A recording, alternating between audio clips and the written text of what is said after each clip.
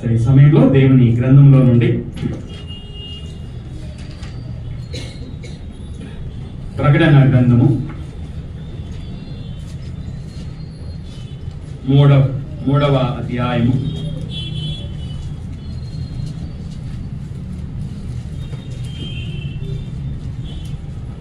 10వ వచనాన్ని మనము చదువుకుందాం. నీవు నా ఓర్పు విషయమైన వాక్యమును గైకొంటివి గనుక భూనివాసులను శోధించుటకు లోకమంతటి మీదికి రాబో శోధన కాలములో నేనును నిన్ను కాపాడేదను. గత ఆదివారము మనము ఫిలదెల్ఫియాలో ఉన్నటువంటి సంఘాన్ని గురించి ప్రారంభము చేశాం. పరిశుద్ధాత్ముడు యోహాను గారి ద్వారా ఆసియాలోని 7 సంఘములకి శుభమని చెప్పి వ్రాయించాడు. ఎఫెసులో ఉన్నటువంటి సంఘం, పెర్గములో ఉన్న సంఘం, స్మరణలో ఉన్న సంఘం, తుయతైరలో ఉన్నటువంటి సంఘం, సార్దీస్లో ఉన్నటువంటి సంఘం, ఇది 6వది ఫిలదెల్ఫియాలో ఉన్నటువంటి సంఘము. ఫిలదెల్ఫియా అనే పదానికి అర్థము ఏమిటో మనం చూసాం. ఏమని చూసాం అర్థం? మనం సహోదర ప్రేమ. ఫిలదెల్ఫియా అనే పదానికి అర్థము ఏమిటి అనగా సహోదర ప్రేమ అని మనము గత వారములో జ్ఞాపకము చేసుకున్నాం. తర్వాత యేసుక్రీస్తు ఏమై ఉన్నాడో కూడా మనం 7వ వచనం ద్వారా చూసాం. 8వ వచనంలో 9వ వచనంలో ఈ సంఘాన్ని గురించి, ఈ సంఘం యొక్క క్రియలు ఏమిటో మనము జ్ఞాపకం చేసుకున్నాం. ఈ సంఘానికి శక్తి కొంచెమే అయినప్పటికీ ఈ సంఘము యేసుక్రీస్తు యొక్క వాక్యాన్ని గాయకొనినటువంటి సంఘము. అలాగే యేసుక్రీస్తు నామమును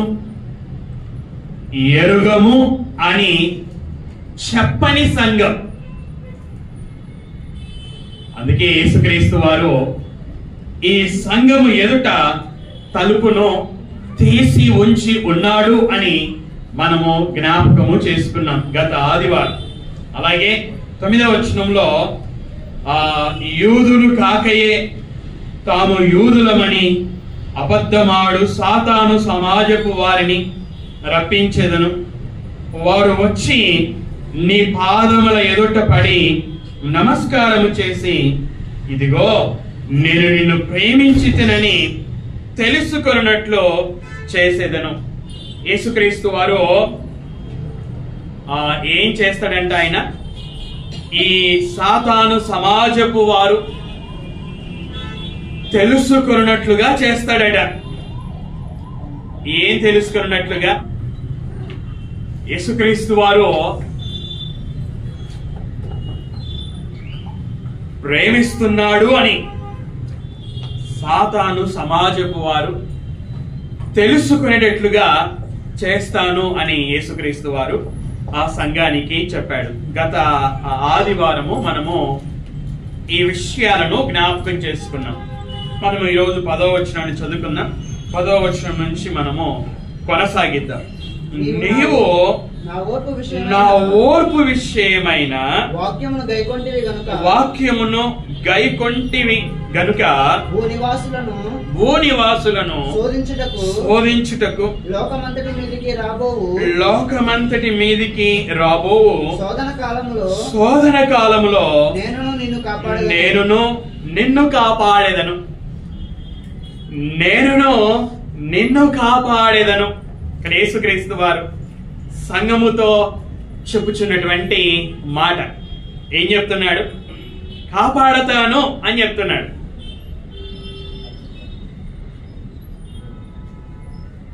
ఎందుకు కాపాడతాడట? ఆయన ఆ సంఘాన్ని కాపాడతాను అని చెప్పడానికి గల కారణము ఏమిటి అంటే, అక్కడ నీవు నా ఓర్పు విషయమైన వాక్యమును గైకొంటివి గనుక, ఇది కారణం. ఈ సంఘము శక్తి కొంచెము కలిగినది అయినా యేసుక్రీస్తు యొక్క వాక్యమును గైకొన్నారు కాబట్టి ఈ కారణము చేత ఆయన ఏమని చెప్తున్నాడంటే, నేను కూడా నిన్ను కాపాడతాను అని ఆయన మాట ఇస్తా ఉన్నాడు. దేని నుండి కాపాడతాడట సంఘాన్ని అని మనము వాక్యాన్ని పరిశీలన చేసినట్లయితే ఆ 10వ వచనంలో ఆ భూనివాసులను శోధించుటకు లోకమంతటి మీదికి రాబో శోధన కాలములో నేనును నిన్ను కాపాడేదను. శోధన కాలములో నుండి కాపాడతాను అని ఆయన చెప్తా ఉన్నాడు. భూనివాసులను శోధించడానికి లోకమందంతటి మీదికి శోధన వస్తుందట. ఆ శోధన కాలములో యేసుక్రీస్తు వారు నేను కాపాడతాను నిన్ను అని ఆ సంఘానికి వాగ్దానాన్ని చేశాడు. నువ్వు నా వాక్యాన్ని గైకొన్నావు కనుక, నీవు నన్ను వాక్యాన్ని గైకొని ప్రేమించావు కాబట్టి, నువ్వు ప్రేమించావు కాబట్టి నేను కూడా నేను కాపాడతాను అని ఆయన వాగ్దానము చేస్తా ఉన్నాడు. యేసుక్రీస్తు వారు ఆయన భూమి మీద శరీరధారిగా ఉన్నటువంటి దినములలో ఆయన తండ్రి అయినటువంటి దేవునికి విజ్ఞాపన చేశాడు. మనం ఆ యొక్క విజ్ఞాపనని యోహాను సువార్త 17వ అధ్యాయంలో మనం చూస్తాం. యోహాను సువార్త 17వ అధ్యాయము మన మొదటి వచనాన్ని మనం చదువుకున్నట్లయితే, యేసు ఈ మాటలు చెప్పి ఆకాశము వైపు కన్నులెత్తి ఇట్లా నేను, తండ్రి నా గడియ వచ్చి ఉన్నది అంటే యేసుక్రీస్తు వారు తండ్రికి విజ్ఞాపన చేస్తున్నటువంటి సందర్భం ఇది. ఈ సందర్భంలో ఆయన ఏమని అన్నాడో మనం 12వ వచనాన్ని మనము చదువుకుందాం. 12వ వచనం,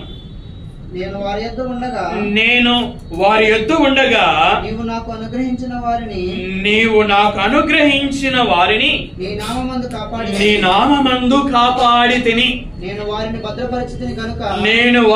భద్రపరచితిని గనుక లేఖనము నెరవేరునట్లు నాశనపుత్రుడు తప్ప వారిలో మరి ఎవడును నశింపలేడు. ఇక్కడ యేసుక్రీస్తు యొక్క విజ్ఞాపనలో మనకి ఏమర్థమవుతుంది అంటే, యేసుక్రీస్తు వారు కాపాడాడు అట, భద్రపరచాడు అట. ఎవరిని కాపాడాడు, ఎవరిని భద్రపరచాడు అంటే, నీవు నాకు అనుగ్రహించిన వారిని, తండ్రి అయినటువంటి దేవుడు కుమారుడైనటువంటి యేసుక్రీస్తు వారికి ఎవరినైతే అనుగ్రహించాడో వారిని ఆయన శరీరధారిగా ఉన్నటువంటి దినాలలో ఆయన ఏం చేశాడు అంటే కాపాడాడు, భద్రపరిచాడు.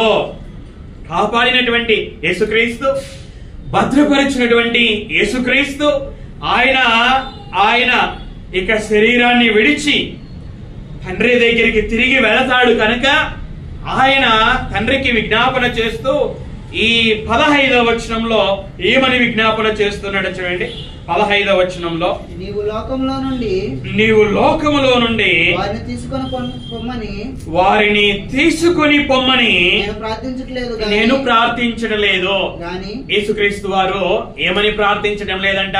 దేవా, లోకములో నుండి నీవు నాకు అనుగ్రహించిన వారిని తీసుకొని పో అని ప్రార్థన చేయడం లేదు. మరి ఏమని ప్రార్థన చేస్తున్నాడు? చదువు. గాని దుష్టుని నుండి వారిని కాపాడుమని ప్రార్థించుచున్నాను. ఆయన ఏమని ప్రార్థన చేశాడు? దేవా కాపాడు అని ప్రార్థన చేశాడు. ఎవరిని? ఆయన యేసుక్రీస్తుకి ఎవరినైతే అనుగ్రహించాడో వారిని కాపాడమని ప్రార్థన చేస్తా ఉన్నాడు. ఎవరి నుండి కాపాడమని ప్రార్థన చేస్తున్నాడు? దుష్టుని నుండి కాపాడమని ప్రార్థన చేస్తా ఉన్నాడు.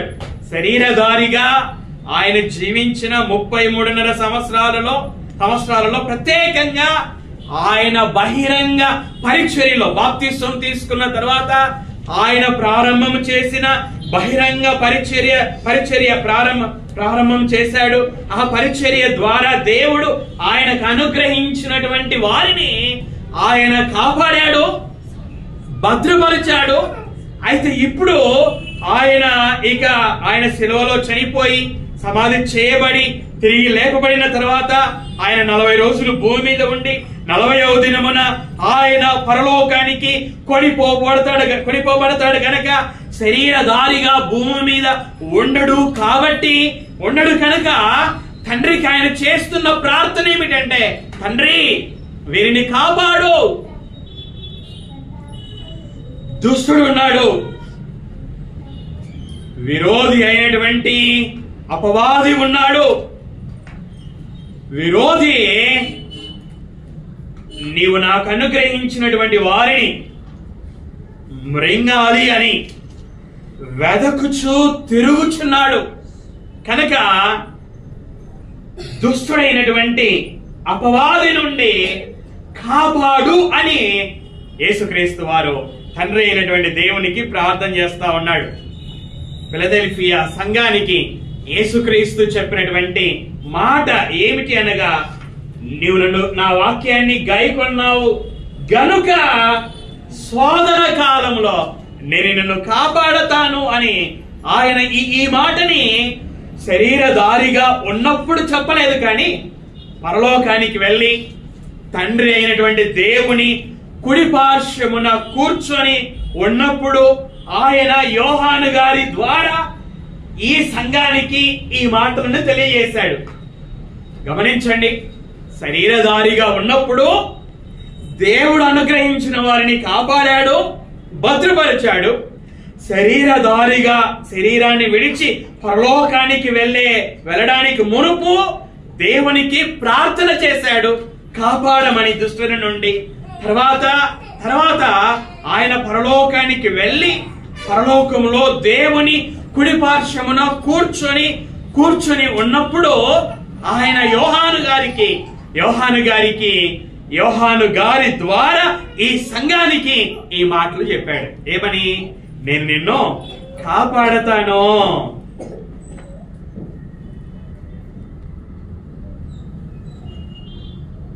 యేసుక్రీస్తు వారు ఫిలదెల్ఫియాలో ఉన్నటువంటి సంఘానికి ఇచ్చినటువంటి వాగ్దానం ఇది. భవిష్యత్తులో భూ నివాసులను శోధించడానికి శోధన కాలం వస్తుంది. ఆ శోధన కాలంలో నేను నిన్ను కాపాడతాను. శోధనని దేవుడే అనుమతిస్తాడు. అయితే ఆ శోధనలో నుండి తప్పించుకోవడానికి ఆయన సహాయము కూడా చేయువాడై ఉంటున్నాడు. చూడండి, మనము కొరింథీయులకు రాసినటువంటి మొదటి పత్రిక 10వ అధ్యాయము, పౌలు గారు కొరింథీయులకు రాసినటువంటి మొదటి పత్రిక 10వ అధ్యాయము 13వ వచనము నుండి మనం చదువుకుందాం. సాధారణముగా మనుషులకు కలుగు శోధన తప్ప మరి ఏదియో మీకు సంభవింపలేదు. దేవుడు నమ్మదగినవాడు. దేవుడు ఎలాంటి వాడంట? నమ్మదగినవాడు. ఇది ఆయన స్వభావం. నమ్మదగిన వాడు. మీరు సహింపగలిగినంత కంటే ఎక్కువగా ఆయన మిమ్మును శోధింపబడనీయడు. దుష్టుని ద్వారా శోధింపబడనీయడు. అంతేకాదు సాతానికి అవకాశం ఇచ్చిన దేవుడే. భూనివాసులను శోధించడానికి సాతానుకు అవకాశం ఇచ్చిన దేవుడే. ఆయన ఏం చెయ్యువాడై ఉన్నాడు అంటే సహింపగలుగుటకు ఆయన శోధనతో కూడా తప్పించుకొను మార్గమును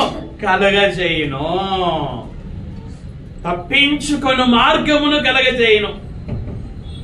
ఈ విధంగా దేవుడు తన పిల్లలని కాపాడువాడై ఉంటున్నాడు. అలాగే యేసుక్రీస్తు వారు కూడా దేవుడు ఎవరైతే ఆయనకు అనుగ్రహించారో వారిని కాపాడువాడై ఉంచుకున్నాడు. అదే విషయాన్ని మనము ఈ ఫిలదెల్ఫియా సంఘముతో యేసుక్రీస్తు వారు చెప్పడాన్ని మనం చూస్తూ ఉన్నాం. 11వ వచనాన్ని మనము చదువుకుందాం. 11వ వచనం, నేను త్వరగా వచ్చుచున్నాను, ఎవడును నీ కిరీటమును అపహరింపకుండునట్లు నీకు కలిగిన దానిని గట్టిగా పట్టుకొనుము. ఇక్కడ యేసుక్రీస్తు వారు సంఘానితో చెబుతున్నటువంటి మాట, నేను త్వరగా వచ్చుచున్నానని ఈ సంఘముతో మాత్రమే కాదు, ఈ ప్రకటన గ్రంథంలో ఇతర స్థలాలలో కూడా మనము చెప్పడాన్ని మనం చూస్తాం. నేను త్వరగా వచ్చుచున్నాను అని ఆయన చెప్పడాన్ని మనం చూస్తాం. అయితే ఇప్పుడు సంఘం ఏం చేయాలి? సంఘముతో ఆయన చెబుతున్నటువంటి మాట, నేను త్వరగా వచ్చుచున్నాను. త్వరగా వస్తే ఆ సంఘం ఏం చేయాలని ఆ మాట చెప్తున్నాడు. త్వరగా వస్తే ఆ సంఘం ఏం చేయాలి అంటే అదే అక్కడే చెప్పాడు కదా, ఎవడునో నీ కిరీటమును అపహరింపకుండానట్లు నీకు కలిగిన దానిని గట్టిగా పట్టుకొనుము. ఎవడునో నీ కిరీటమును అపహరింపకుండానట్లు. కిరీటము అనే మాటను మనం చూస్తూ ఉన్నాం. కిరీటము అనగా ఈ నిత్య బహుమానములను సూచిస్తుంది. ఇది నిత్య జీవాన్ని సూచిస్తూ ఉంది. ఇది బైబిల్లో మనము కిరీటాలను చూస్తాం కదా. పౌలు గారు కొరింథీయులకు వ్రాస్తూ పరుగు పందెంని గురించి మాట్లాడుతూ ఈ లోకంలో పరుగు పందెంలో పోరాడువారు పరుగు పందెంలో పరిగెత్తువారు క్షేమగు కిరీటాన్ని పొందుకుంటారు, అయితే మీరైతే అక్షయ కిరీటాన్ని పొందుకుంటారు అని అక్షయ కిరీటాన్ని గురించి మాట్లాడారు. అక్షయ కిరీటం బైబిల్లో అక్షయ కిరీటాన్ని మనం చూస్తాం. అలాగే అతిశయ కిరీటాన్ని మనం చూస్తాం. అలాగే నీతి కిరీటాన్ని మనం చూస్తాం. జీవ కిరీటాన్ని మనం చూస్తాం. అలాగే వాడబారని మహిమ కిరీటాన్ని మనం చూస్తాం. అతిశయ కిరీటం పౌలు గారు ఫిలిప్పీ సంఘానికి రాస్తూ మీరే కదా, మీరు బాగుంటేనే కదా నాకు అతిశయం అవుతుంది, మీరు బాగుంటేనే కదా ఆ దేవుడు నాకు కిరీటాన్ని ఇస్తాడు అనే సందర్భములో పౌలు గారు అతిశయ కిరీటము అనే పదాన్ని ఉపయోగించాడు. అలాగే నీతి కిరీటాన్ని ఏ సందర్భంలో పౌలు గారు ఈ మాటని ఉపయోగించారు అని మనం ఆలోచన చేసినప్పుడు, పౌలు గారు ఇక తన జీవిత ముగింపులో ఉన్నాడు. తన జీవిత ముగింపులో ఉంటూ ఆయన పలికిన మాటలు ఏమిటంటే, నేను మంచి పోరాటము పోరాడి తిని, నా పరుగు కడముట్టించి తిని, నా విశ్వాసాన్ని కాపాడుకొంటిని. ఇదిగో నాకి నీతి కిరీటము ఉంచబడి ఉన్నది అని ఈ సందర్భంలో చెప్పాడు. ఆత్మ సంబంధమైన మంచి పోరాటము పోరాడి, ఆత్మ సంబంధమైన పరుగును కడముట్టించి, విశ్వాసాన్ని కాపాడుకొనిన సందర్భంలో నాకు నీతి కిరీటం ఉంది అని చెప్పాడు. అలాగే జీవ కిరీటం, ఏ సందర్భంలో జీవ కిరీటం గురించి వ్రాయబడినది అని మన వాక్యాన్ని పరిశీలన చేసినట్లయితే, శోధన, ఏ విశ్వాసి అయితే దుష్టుని ద్వారా శోధనని ఎదుర్కొని ఆ శోధనలో నిలిచి ఆ శోధనని జయిస్తాడో ఆ యొక్క విశ్వాసికి జీవ కిరీటం ఉంటుంది అని యాకోబు గారు తన పత్రికలో వ్రాసాడు. అలాగే వాడబారని మహిమ కిరీటం, వాడబారని పువ్వులు మనం పొద్దున పెట్టుకుంటే సాయంకాలానికి వాడిపోతాయి. అయితే ఇక్కడ పేతురు గారు చెబుతున్న కిరీటం ఏమిటంటే వాడబారనటువంటి కిరీటం, వాడబారని మహిమ గల కిరీటం. ఈ కిరీటం ఎవరికి అనగా, ఏ సందర్భంలో ఈ యొక్క కిరీటాన్ని గురించి పేతురు గారు వ్రాసారు అని మన వాక్యాన్ని పరిశీలన చేసినట్లయితే, సంఘాన్ని కాయు పెద్దలను గురించి మాట్లాడతాడు. పేతురు వ్రాసినటువంటి మొదటి పత్రిక 5వ అధ్యాయము 1 నుంచి 5 వరకు మన వచనాలను మనం చదువుకుంటే, ఆ తోటి పెద్దలైనటువంటి నేను మీలోని పెద్దలని హెచ్చరిస్తున్నాను అని వ్రాస్తూ, దేవుడు మీకు సంఘాన్ని మందను అప్పగించాడు. ఆ మందకి మీరు మాదిరిగా ఉండండి. ఆ మంద పైన మీరు ప్రభువులైనట్టుగా ఉండవద్దండి, బలవంతంగా కాయవద్దండి, ఇష్టపూర్వకంగా కాయండి అని ఇలాగా ఆ దేవుడు పెద్దలకి సంఘాన్ని అప్పగించినప్పుడు, ఆ సంఘాన్ని ఇష్టపూర్వకంగా కాయండి, ఆ సంఘానికి మాదిరిగా ఉంటూ కాయండి అని మాట్లాడుతున్న సందర్భంలో ఈ యొక్క కిరీటాన్ని గురించి వ్రాసాడు. ప్రధాన కాపరైనటువంటి యేసుక్రీస్తు వారు భవిష్యత్తులో ఆయన వస్తాడు. ఆయన వచ్చినప్పుడు మందను కాచిన మీకు వాడబారని మహిమ కిరీటాన్ని ఇస్తాడు అని ఆయన పేతురు గారు రాసినట్లుగా మనం చూస్తాం. ఇలాగా 5 కిరీటాలని మనము జ్ఞాపకం చేసుకున్నాము. అక్షయ కిరీటము, అలాగే అతిశయ కిరీటం, నీతి కిరీటం, జీవ కిరీటం, వాడబారని మహిమ కిరీటం. ఇక్కడ యోహాను గారు, పరిశుద్ధాత్ముడు యోహాను గారి ద్వారా ఈ సంఘానికి వ్రాయించినటువంటి మాట ఏమిటి అనగా, ఫిలదెల్ఫియాలో ఉన్నటువంటి సంఘ సభ్యులారా, మీరు కిరీటాన్ని కలిగి ఉన్నారు, నిత్య బహుమానాలను కలిగి ఉన్నారు, నిత్య జీవానికి మీరు వారసులు.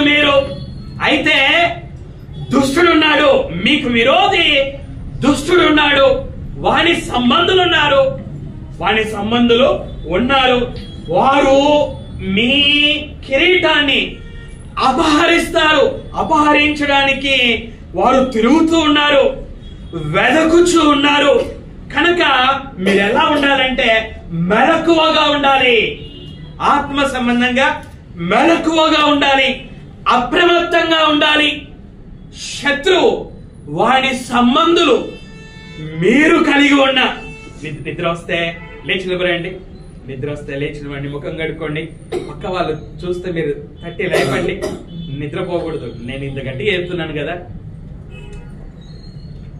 శత్రువు వాడి సంబంధులు కిరీటాన్ని అపహరించడానికి వెతుకుచున్నారు, తిరుగుచున్నారు. కాబట్టి సంగమా, నువ్వు ఎలా ఉండాలి? నిద్రపోకూడదు, మేల్కొని ఉండాలి, అప్రమత్తంగా ఉండాలి, చురుకుగా ఉండాలి, ఆత్మయందు తీవ్రతతో ఉండాలి, ఆసక్తిగా ఉండాలి. విశ్వాసమందు నిలుకడగా ఉండాలి అని యేసుక్రీస్తు వారు చెబుతా ఉన్నాడు. ఎవడునో, ఇది హెచ్చరిక, సంఘాన్ని హెచ్చరిస్తా ఉన్నాడు. ప్రమాదం ఉంది కనుక హెచ్చరిస్తా ఉన్నాడు. వరదలు వస్తున్నాయనుకోండి,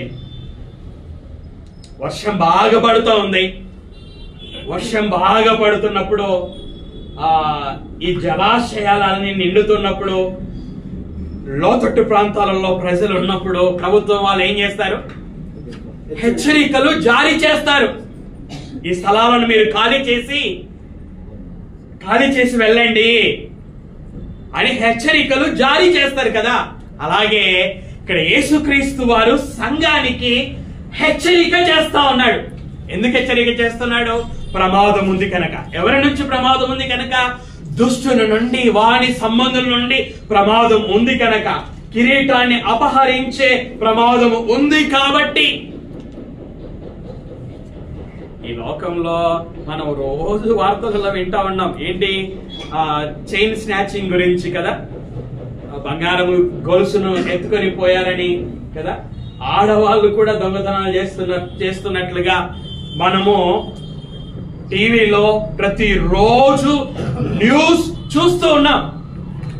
దొంగతనాలను గురించి, ఏటీఎంలనే కటింగ్ మిషన్లతో కట్ చేసి డబ్బులు తీసుకోవడాన్ని మనం చూస్తా ఉన్నాం. ఇది ఈ లోక సంబంధమైనటువంటి దొంగతనం. ఇక్కడ యేసుక్రీస్తు వారు ఫిలదెల్ఫియాలోని సంఘానికి ఆత్మ సంబంధమైన దొంగతనాన్ని గురించి హెచ్చరిస్తా ఉన్నాడు. ఫిలదెల్ఫియాలోని సంఘమా, ఎవడును నీ కిరీటమును అపహరింపకుండానట్లుగా నువ్వు అప్రమత్తంగా ఉండాలి. నిద్రావస్థలో ఉండకూడదు అని ఆయన హెచ్చరిస్తూ ఏమంటున్నాడు? ఎవడును నీ కిరీటమును అపహరింపకుండానట్లు నీకు కలిగిన దానిని గట్టిగా పట్టుకొనుము. ఏం చేయాలంట? పట్టుకోవాలి అట. సంఘం ఏం చేయాలట? పట్టుకోవాలి. ఎలా పట్టుకోవాలి? గట్టిగా పట్టుకోవాలి. దేనిని పట్టుకోవాలి? వారికి కలిగి ఉన్న దానిని. మొదటి శతాబ్దంలో సంఘము హింసల ద్వారా వెళ్ళింది. అంటే ఇప్పుడు హింసల ద్వారా వెళ్ళడం లేదని కాదు, మనము ప్రారంభ శతాబ్దాన్ని పోల్చుకుంటే ఇప్పటి సంఘాన్ని ప్రారంభ శతాబ్దంతో పోల్చుకుంటే సంఘము గొప్ప హింసల ద్వారా వెళ్ళింది. అంత మాత్రమే కాదు, అబద్ధ బోధల ద్వారా కూడా వెళ్ళింది. రెండు ప్రాముఖ్యమైన ప్రమాదాలు, హింస అలాగే అబద్ధ బోధలు. ఇలాగా హింస వలన సంఘానికి ప్రమాదం ఏర్పడింది, అబద్ధ బోధల వలన సంఘానికి ప్రమాదం ఏర్పడింది. ఈ ప్రమాదాలు సంఘానికి ఉన్నాయి కనుకనే యేసుక్రీస్తు వారు సంఘానికి ఈ విధంగా చెప్తా ఉన్నాడు. ఏమని చెప్తున్నాడు? నేను త్వరగా వస్తున్నాను. అయితే సంఘం ఏం చేయాలి అంటే, ఎవరు కూడా వారి కిరీటాన్ని అపహరింపక ఉండునట్లు వారికి కలిగిన దానిని గట్టిగా పట్టుకోవాలి. వారు విశ్వాస జీవితములో నిరంతరము కూడా కొనసాగాలి. విశ్వాసములో వారు హింస వస్తూ ఉన్న అబద్ధ బోధల ద్వారా వారి విశ్వాసము కదలే స్థితిలో ఉన్నప్పటికీ వారి విశ్వాసములో ఓపిక కలిగి వారి విశ్వాసములో బహుగా అభివృద్ధి చెందుతూనే ఉండాలి. వారు ఏమైతే సువార్త విన్నారో ప్రారంభంలో, ఆ సువార్తను మర్చిపోకుండా తర్వాత వారు మరి అపోస్తలుల ద్వారా, ఆ కాలంలో యోహాను గారు మాత్రం ఉన్నారు. అలాగా ఆ అపోస్తలులు లేక వారి శిష్యుల ద్వారా ఏమైతే వాక్యం విన్నారో, క్రీస్తు మాటలను విన్నారో, ఆ మాటల నుండి తొలగిపోకుండా అబద్ధ బోధను పట్టుకొని క్రీస్తు బోధలను విడిచిపెట్టకుండా వారు క్రీస్తు బోధలనే గట్టిగా పట్టుకోవలసినటువంటి వారై ఉన్నారు. క్రీస్తు బోధలే వారు గట్టిగా పట్టుకుంటే వారి కిరీటాన్ని ఎవరు కూడా అపహరింపరు. దుష్టుడు వాని సంబంధులు కిరీటాన్ని అపహరించరు. అది వారు చేయాల్సింది. యేసుక్రీస్తు వారు త్వరగా వస్తున్నందుకు వారు దీనిని చేయవలసినటువంటి వారై ఉంచి ఉన్నారు. 11వ వచనాన్ని మనము 12వ వచనాన్ని మనం చదువుకుందాం. 12వ వచనం, జయించు వానిని నా దేవుని ఆలయములో ఒక స్తంభముగా చేసేదను. అందులో నుండి వాడు ఇక మీదట ఎన్నటికి వెలుపలికి పోడు. మరియు నా దేవుని పేరును పరలోకములో నా దేవుని యొద్ద నుండి దిగి వచ్చుచున్న నూతనమైన యెరూషలేమును, నా దేవుని పట్టణపు పేరును, నా క్రొత్త పేరును వాని మీద వ్రాసేదను. చెవి గలవాడు వినును గాక. ఓకే, ప్రతి సంఘానితో యేసుక్రీస్తు వారు ఇటువంటి వాగ్దానాలను చేశాడు. 7 సంఘాలతో కూడా ఈ వాగ్దానాలను చేశాడు. నువ్వు జయిస్తే నీకు ఈ వాగ్దానం ఇది. ఇలాగా 7 సంఘాలను గురించి మనం చూస్తాం. ఇక్కడ ఈ సంఘంలో ఫిలదెల్ఫియాలో ఉన్నటువంటి సంఘానికి, ఆ సంఘములో ఏ సహోదరుడైతే ఏ సహోదరి అయితే జయిస్తారో, విశ్వాస జీవితంలో జయిస్తారో, ఆత్మ సంబంధమైన మంచి పోరాటంలో జయిస్తారో, హింస అయిన అబద్ధ బోధల వలన ప్రమాదాన్ని ఎదుర్కొన్న అన్నిటినీ ఎదుర్కొని అన్నిటిలో నిలిచి చివరి వరకు ఎవరైతే జయిస్తారో వారికి ఏమని చెప్తున్నాడు? జయించు వారిని నా దేవుని ఆలయములో ఒక స్తంభముగా చేసేదను. ఒక స్తంభముగా చేస్తాడంట. యేసుక్రీస్తు వారు ఏం చేస్తాడంట? ఒక స్తంభముగా, దేవుని ఆలయంలో ఒక స్తంభముగా చేస్తాడట. ఇక్కడ మనకి బిల్డింగ్ కి స్తంభాలు ఉన్నాయి, పిల్లర్స్ ఉన్నాయి. ఈ బిల్డింగ్ పడిపోకుండా ఉంది అంటే ఈ స్తంభాలే ఆధారం కదా. మనకి ఫ్లైఓవర్ ఉంది, బెంగళూరులో చాలా ఫ్లైఓవర్స్ ఉన్నాయి. ఆ ఫ్లైఓవర్ మీద వాహనాలు కదలకుండా, వాహనాలు పడిపోకుండా, వాహనాలు ప్రయాణం చేస్తూ ఉన్నాయి అంటే ఆ ఫ్లైఓవర్స్ కి ఆధారం ఏవి అంటే పిల్లర్స్, స్తంభాలు. పిల్లర్ నెంబర్ 1, పిల్లర్ నెంబర్ 2 అని మనము పిల్లర్స్ కి నెంబర్స్ వేయడం చూస్తాం. ప్రధానమంత్రి మోదీ గారు వచ్చినప్పుడు ఒక పేరు పెట్టారు తెలుసు మీకు, అది ఎల్లో పిల్లరా, ఎల్లో లైన్ అని. ఆ పిల్లర్స్ అన్నిటికి కూడా పసుపచ్చ రంగు కొట్టేశారు. మరి ఏది ఏమైనా ఫ్లైఓవర్ మీద వాహనాలు చక్కగా ప్రయాణం చేయాలంటే పిల్లర్స్ చక్కగా ఉండాలి. ఆ స్తంభాలే వంతెనలు చక్కగా ఉండడానికి ఆధారము. అలాగే ఇక్కడ యేసుక్రీస్తు వారు చెబుతా ఉన్నారు, యేసుక్రీస్తు వారు సంఘానికి చెప్తా ఉన్నారు, ఏ సంఘములో ఏ విశ్వాసి అయితే జయిస్తారో ఆ యొక్క విశ్వాసిని ఏం చేస్తాడంటే ఆయన దేవుని ఆలయములో స్తంభముగా చేస్తాడు అట.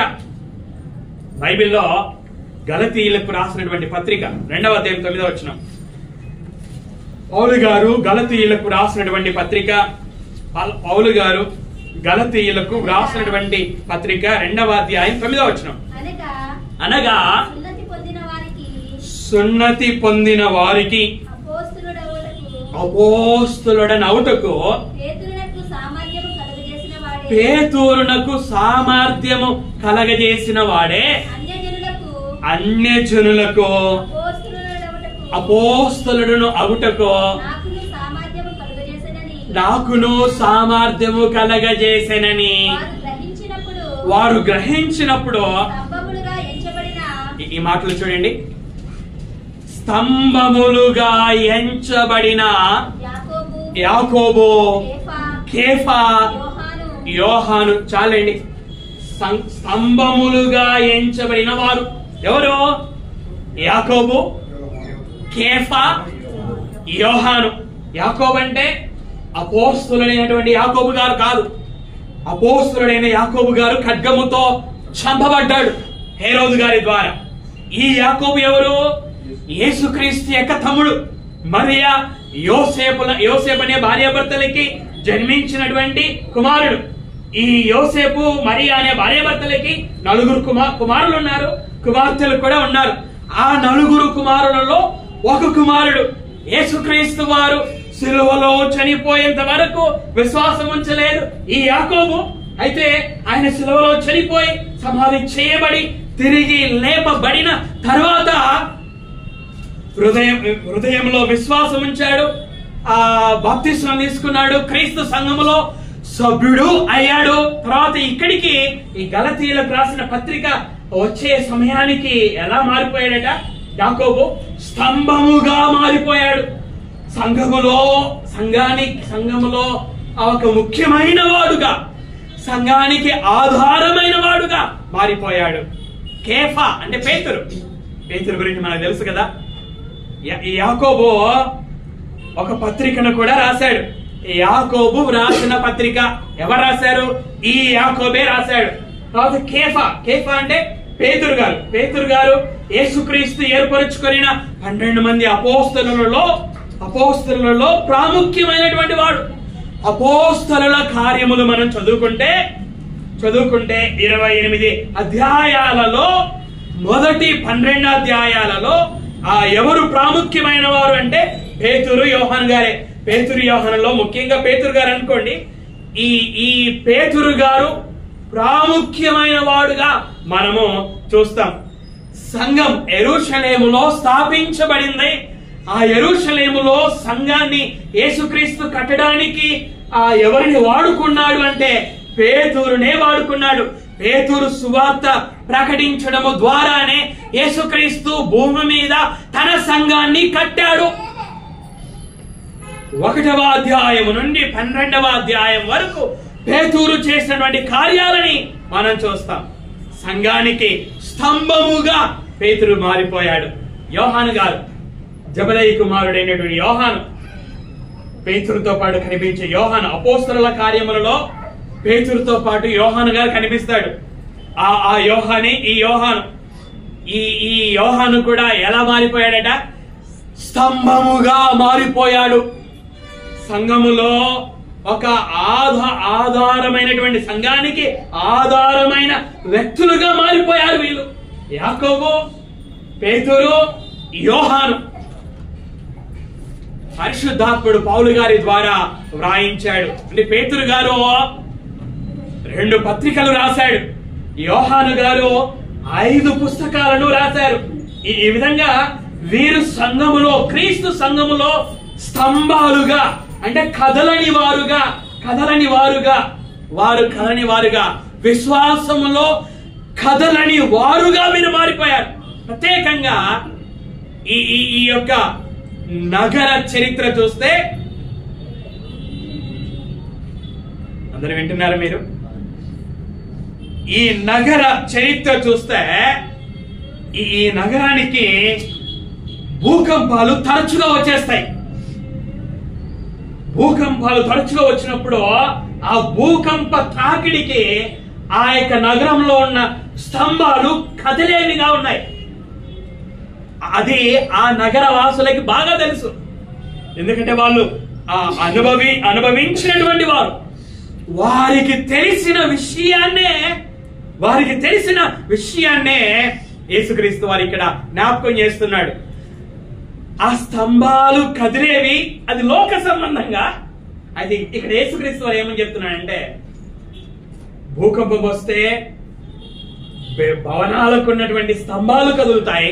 కానీ సంఘములో సంఘ సభ్యులారా, మీలో ఎవరైతే జయ జీవితము జీవిస్తారో నేను మిమ్మల్ని కదలని విశ్వాసమందు స్థిరంగా ఉండే స్తంభముగా నా దేవుని ఆలయంలో చేస్తాను అని ఆయన సంఘానికి చెప్తా ఉన్నాడు, సంఘానికి వాగ్దానం చేస్తా ఉన్నాడు.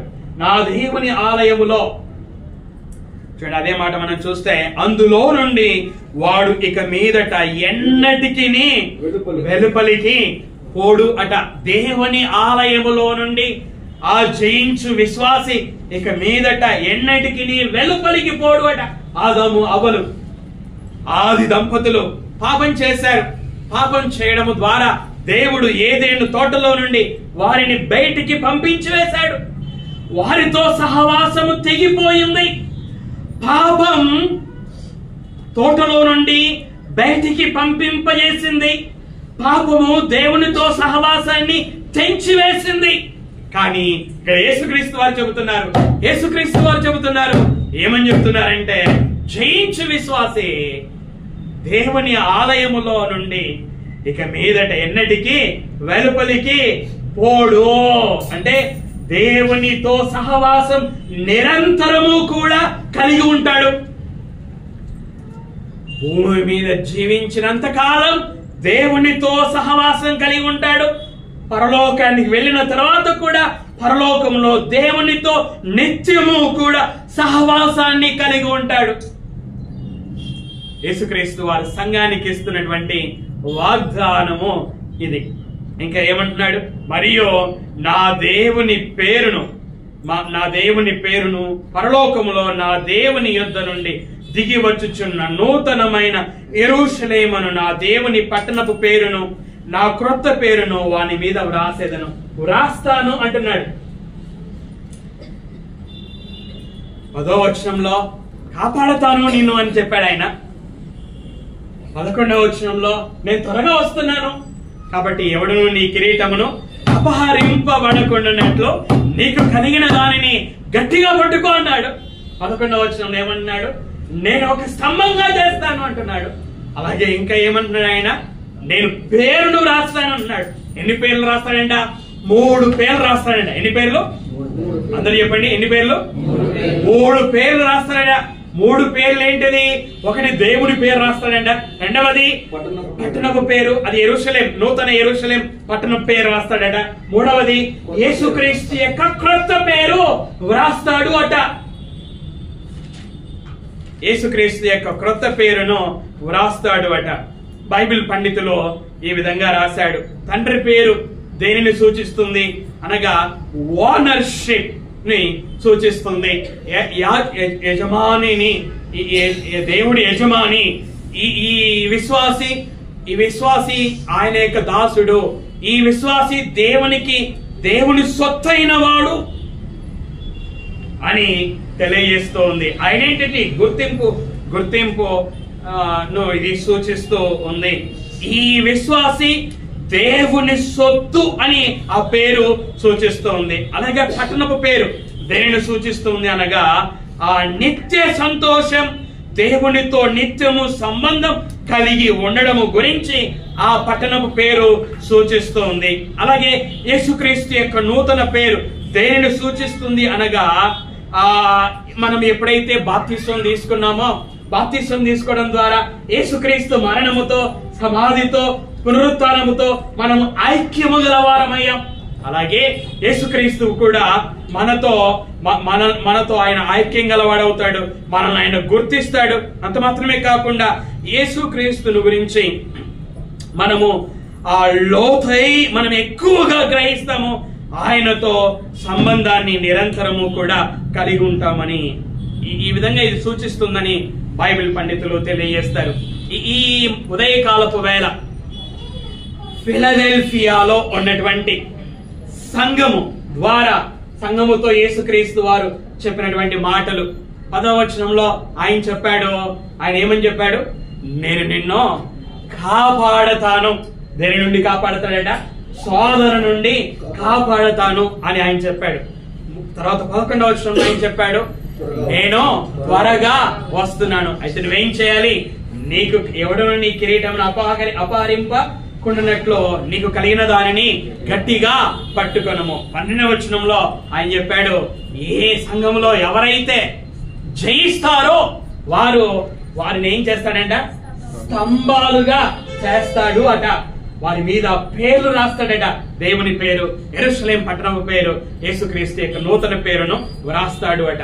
ఈ సంఘము ద్వారా మనం నేర్చుకోవలసిన పాఠాలు ఏమిటి అనగా ఆ ఫిలదెల్ఫియాలోని సంఘాన్ని కాపాడినట్లుగా మనలను కూడా దేవుడు, అమ్మ వినండి, మనలను కూడా దేవుడు మన విరోధి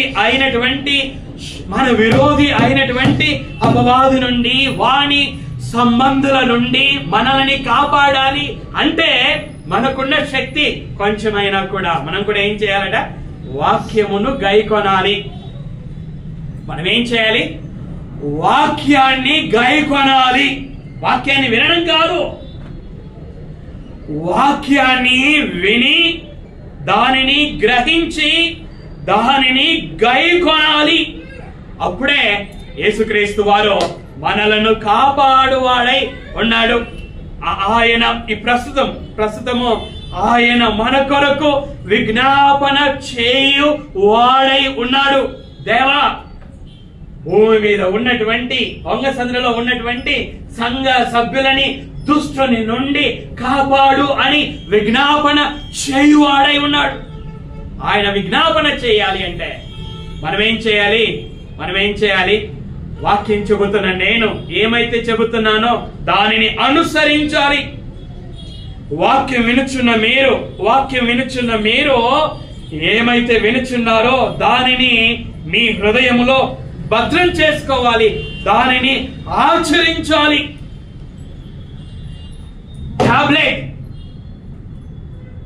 టాబ్లెట్ వేసుకుంటేనే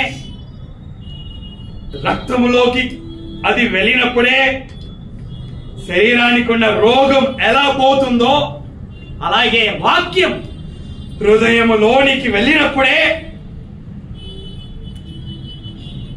మనలో పనిచేస్తుంది.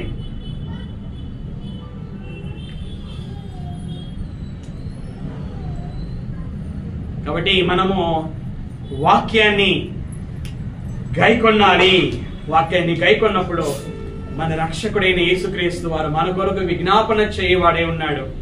దేవుడు మనలని ఆయన దుష్టుని నుండి వాని సంబంధుల నుండి కాపాడు వాడై ఉంటున్నాడు. కనుక మనం ఎప్పుడైతే వాక్యాన్ని గైకొంటామో ధైర్యముగా ఉండగలము. నా తండ్రి నన్ను కాపాడతాడు అనే ధైర్యముతో మనం ఉండగలం. రెండవది, యేసుక్రీస్తు వారు చెప్పారు సంఘంతో, నేను త్వరగా వచ్చుచున్నాను. యేసుక్రీస్తు వారు మనతో కూడా ఆయన ఈ మాట చెబుతూ ఉన్నాడు. ఏమని? నేను త్వరగా వచ్చుచున్నాను. ఆయన త్వరగా వస్తే మనమేం చేయాలి? అనగా ఎవరైతే ఇంకా మారు మనసు పొందలేదో, ఎవరైతే ఇంకా హృదయములో విశ్వాసం ఉంచలేదో, ఇక్కడ చూడాలి, ఎవరైతే ఇక్కడ కూర్చున్న వారిలో ఎవరైతే హృదయములో విశ్వాసం ఉంచలేదో, ఎవరైతే మారు మనసు పొందలేదో, ఎవరైతే బాప్తిస్మం పొందలేదో, మీరు విశ్వసించవలసిన వారై ఉన్నారు. మీరు మారు మనసు పొందవలసిన వారై ఉన్నారు. మీరు యేసుక్రీస్తు మాట ప్రకారంగా బాప్తిస్మం తీసుకోవలసిన వారై ఉన్నారు. మీరు ఇవి ఎప్పుడైతే చేస్తారో అప్పుడే దేవుని మాటకి లోబడుతున్నట్లు. ఇక్కడ కూర్చున్నటువంటి వారిలో ఎవరైతే ఇంకా దేవుని ద్వారా పాప క్షమాపణ పొందలేదో, పాప క్షమాపణ పొందాలి. యేసుక్రీస్తు వారు త్వరగా వస్తున్నాడు. అయితే ఏం చేయాలి అంటే పాప క్షమాపణ మీరు పొందుకోవాలి. పాప శిక్ష నుంచి మీరు రక్షింపబడాలి.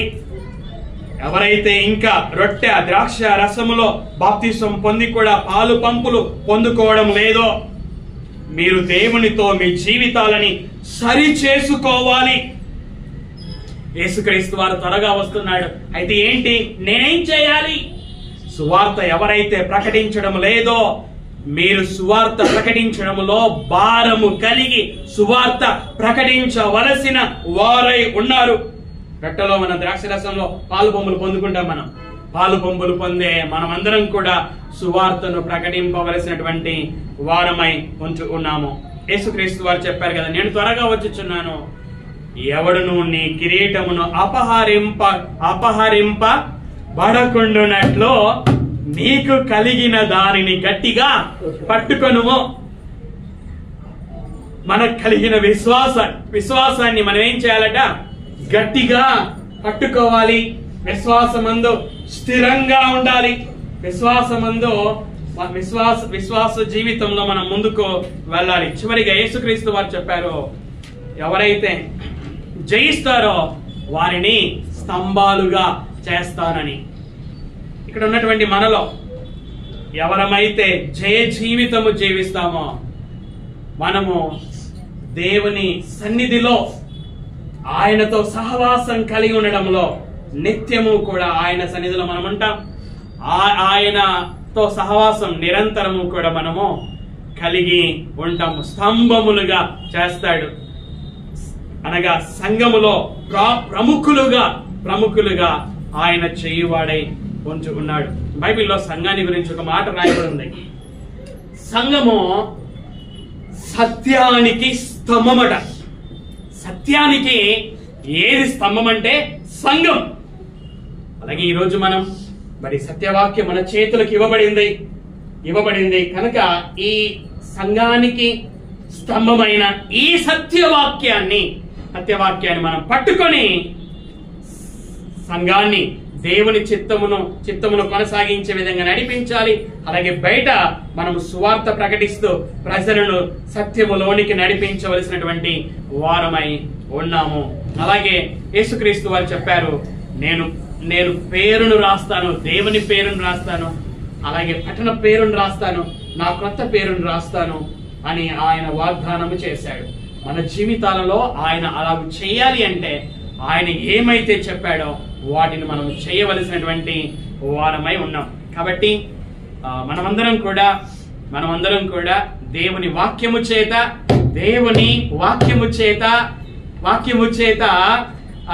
మనము మన నడతలని శుద్ధి చేసుకోవలసినటువంటి వారమై ఉన్నాము. విని విడిచిపెడితే మోసపోయేది మనమే. పాస్టర్ గారు నువ్వు ఎంత గట్టిగా చెప్పుకో, నేను చేసేది ఇలాగే అంటే నా బాధ్యత నేను నెరవేరుస్తున్నాను, మోసపోయేది మీరే. కనుక వాక్యము వింటున్నటువంటి మీరు మీ జీవితాలని సరిచేసుకోండి.